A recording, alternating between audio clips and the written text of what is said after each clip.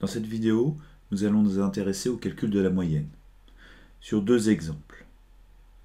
Tout d'abord, j'ai utilisé le tableau relatant les températures de Brest sur l'année de 2015, plus précisément de janvier à octobre. L'objectif va être de tout simplement retrouver le résultat.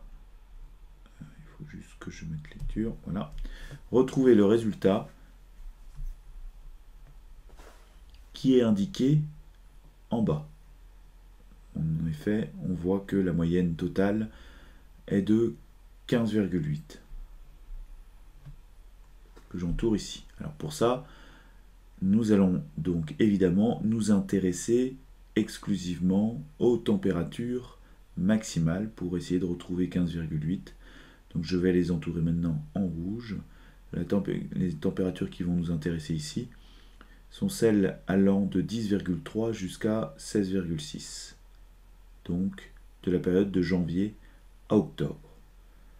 Pour cela, nous allons effectuer le calcul suivant. X bar, correspondant à la moyenne, égale donc 10,3 plus 9,1 plus 11,2. Autrement dit, nous allons additionner l'ensemble des valeurs fournies dans le tableau, dans la colonne température maximale, que nous allons diviser par 10, puisque au final, il y a 10 valeurs, et non pas 12, puisque je le rappelle, les valeurs fournies ici vont de janvier à octobre, soit 10 mois.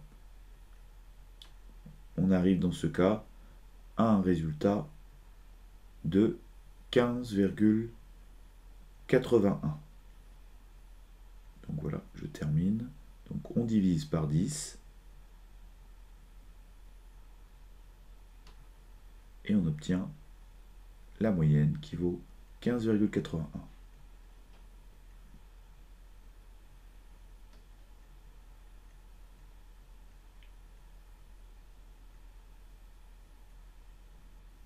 Le deuxième exemple, lui, porte sur les températures qui ont été répétées plusieurs fois.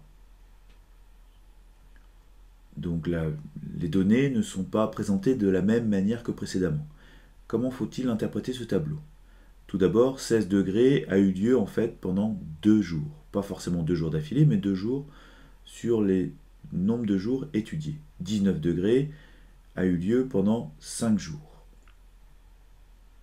Il va falloir qu'on s'intéresse à ce que l'on appelle en statistique l'effectif.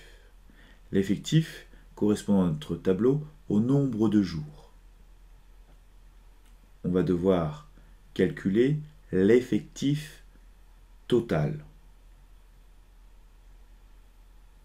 Résultat qui nous sera important après pour le calcul de la moyenne. Alors, le total des effectifs, c'est tout simplement la somme des jours où porte l'étude. Alors, elle se note grand N, et donc cela va être 2 plus 6 plus 7 plus 5 plus 4 plus 1, soit un total de 25 jours étudiés. Pas tout à fait un mois ici.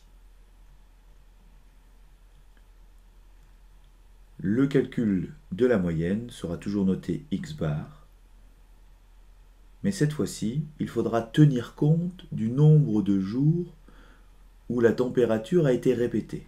Autrement dit, il va falloir faire 16 fois 2, plus 17 fois 6, plus 18 fois 7, plus 19 fois 5, plus 20 fois 4, plus 21 fois 1, le tout divisé par l'effectif total, à savoir 25.